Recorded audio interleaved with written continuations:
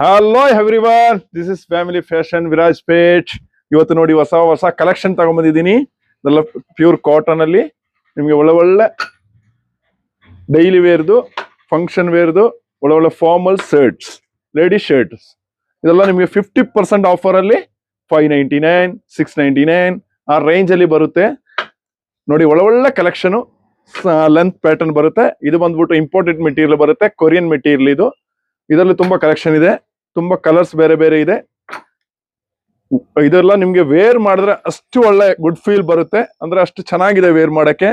ಇದು ಬಂದ್ಬಿಟ್ಟು Lycra material ಬರುತ್ತೆ, ಫುಲ್ ಪ್ರಿಂಟ್ ಆಗಿ ನೋಡಿ, ತುಂಬಾ ಚೆನ್ನಾಗಿದೆ ಪ್ರಿಂಟ್. ಇದರಲ್ಲಿ ತುಂಬಾ ತುಂಬಾ ಬೇರೆ ಬೇರೆ ಕಲೆಕ್ಷನ್, ಪ್ರಿಂಟಿಂಗ್ ಬೇರೆ ಬರುತ್ತೆ,